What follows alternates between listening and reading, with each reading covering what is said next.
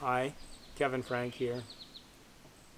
I'd like to demonstrate what I call leg raise supine, a leg raise in which we show a contrast between a condition in which the spine and the pelvis are not stable, and when the leg raises there's a twist that occurs.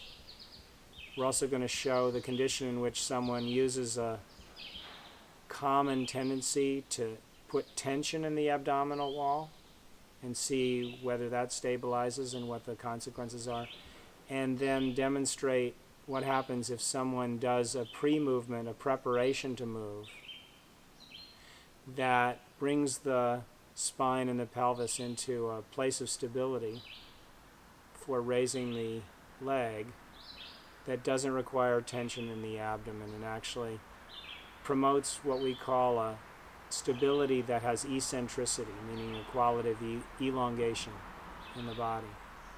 So I'm going to put my hand on Karen's abdomen, and that allows me to tell what's happening in terms of the stability and in terms of how the spine and the pelvis are behaving. So I'm going to have Karen do what I call the naive condition. I'm just going to say, without thinking about it, just raise your left leg up in the air about a foot. Yeah. And you can probably see that the pelvis is now rotated towards the side where the leg was raised. Okay, put it back down. I advise people not to have their clients do this for a long period of time because you get tired holding your leg up. Yeah. So just a brief, and you can feel the twist, and I can feel that happen in my hand. It just sort of tips my hand over. Now I'm going to invite Karen to use her opposite leg as a means of promoting a stability response in the body that is indirect, meaning she's not trying to stabilize the pelvis and the spine. Instead, she's using her foot to do a movement which prompts the body to create the stability response. So Karen, I'd like you to extend your right heel, and I'm having her imagine that there's an arrow from her right heel down into the table, down into the ground, and to follow that arrow with a sense of pressing or reaching down into the ground with that foot. And now she's already bringing her left leg up, and there's quiet in the abdomen. I don't feel the pelvis rotating, I don't feel the spine rotating, and I don't feel the abdomen tightening. Okay, come back down. Now, I mentioned a strategy that's very common, which is when a person tries to actively focus on the area to be stabilized. So I'm going to have Karen say, don't let your pelvis twist. See what you can do to keep your pelvis and your spine flat. And what I feel now is a bunching up under my hand, a tensioning in the abdominal wall as she raises her leg.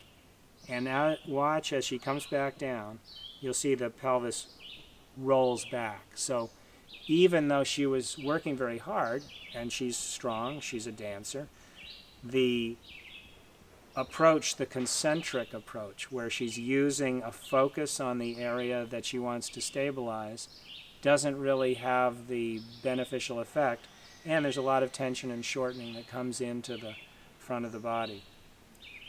Other things that I've observed Karen doing in this condition, when she prepares with the foot pressing down, see she's dorsiflexing, she's finding the vector.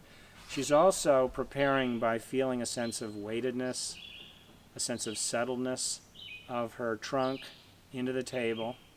And additionally, she creates some of the eccentricity effect by having the perception, the omnidirectional sense around her head, the sense of the arrow out the top of her head.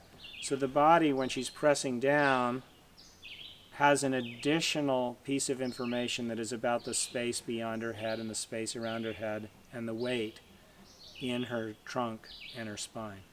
And that keeps the abdomen soft, and it keeps the spine from twisting.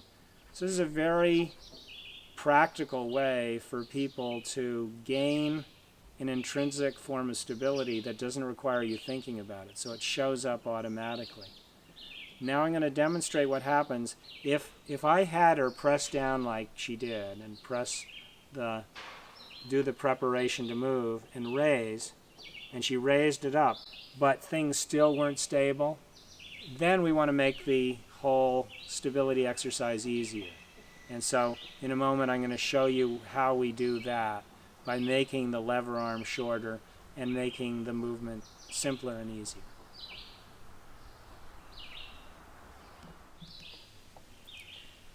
I've placed an adjustable bench on the table. I've had Karen place her calves on that bench. So now her femur is already raised to almost 90 degrees.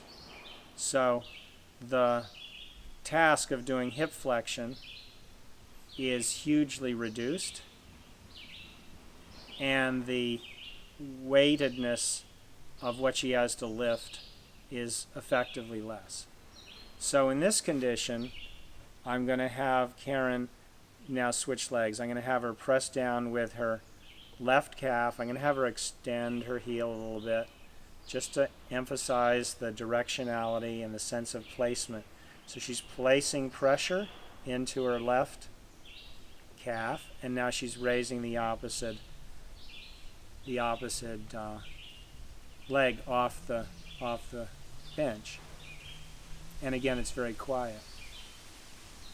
Now Karen succeeded in the initial condition where her legs were straight. If someone didn't succeed, it's highly likely that in this easier version of the leg raise, we'll feel a soft feeling in the abdomen and no twist of the pelvis, no twist of the spine. And it gives people something they can practice that they succeed at. What's not helpful is to give people an exercise they do which just keeps them, to one degree or another, rehearsing the strain pattern, because then they're not going to actually build a new automatic stability pattern that will show up when they need it. Lifting things, bending over, all the things we do in daily life involve a stability response that involves the deep layer of the transversus abdominis and the multifidi, and which can't be consciously initiated, keeping the belly soft. So we need to get the body to do it for us, which is why we've used these preparations to move to make it happen. I hope this is helpful to you in understanding stability and teaching your clients a little bit about how to do self-care for stability in the spine and the pelvis.